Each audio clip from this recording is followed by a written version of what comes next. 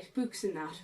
I kind of went over this a little bit in my summer projects video, but I haven't had a whole lot of time for recreational reading this year. Between going into 3rd year of my joint honours degree, which was always going to be hard, and being president of one society and taking an active role in 2 others, I'm really busy. So this year my reading time was pretty much always devoted to textbooks and set texts.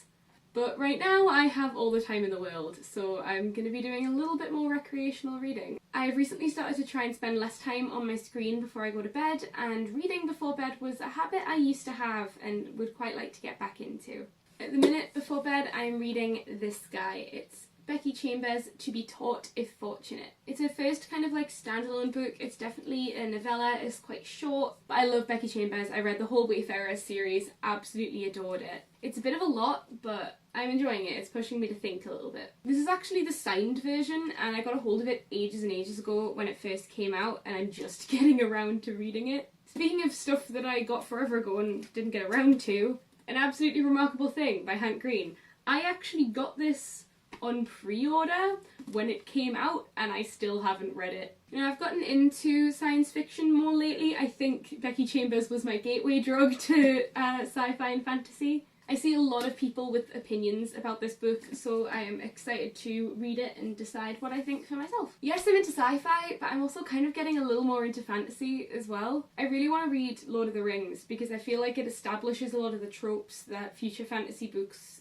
work with and subvert. But Lord of the Rings is really long and kind of daunting. So I'm going to read The Hobbit first to sort of ease me back in to reading complicated fantasy. Because it is a children's book. A lot of people forget that The Hobbit is a children's book, but I do want to read it. It's something I've never read and I feel like I should. And I feel like because it was written for kids, it'll be a good introduction to the Lord of the Rings universe, and then I can ease myself into reading the actual Lord of the Rings books eventually. I promise I don't always read books intended for children, but this next one doesn't help my case. My boyfriend for Christmas bought me this really nice hardback edition of selected tales from the Brothers Grimm. I find fairy tales intensely interesting, possibly because I'm a huge Disney fan and always have been. I actually wrote a jukebox musical based around fairy tales a few years ago. I do want to read them all properly, because I think we kind of get an idea of fairy tales through cultural osmosis rather than actually reading them first. You know, we see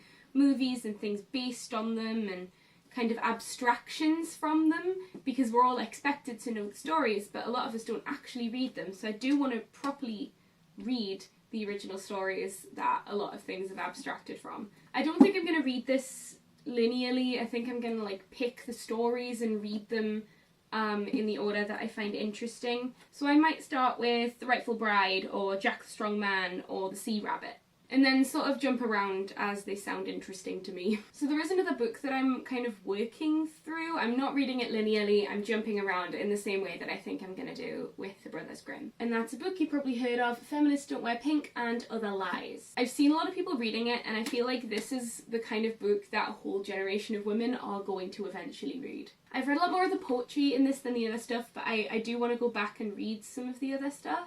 I think it's interesting to read a bunch of different perspectives on the same issue, and this book tackles that in a really nice way. I really like the layout of this book. It means I can just kind of pick it up whenever I'm in the mood rather than having to really make a commitment to reading the whole thing. So that's what's currently on my recreational reading list. I'm getting back into the habit still, so I'm still a little bit slow, but I'm getting there. Let's see what tomorrow brings. Song. Picture. It's getting really hard to make these songs not sound the same because I'm in kind of the same brain space. So I'm kind of making a bunch of songs that kind of sound quite similar, I think. That was the point. It's a creative challenge. I need to challenge myself. So I will see you tomorrow. Happy VEDIM. I knew your soul. It was there in your eyes. I should have known from the start that what you were saying was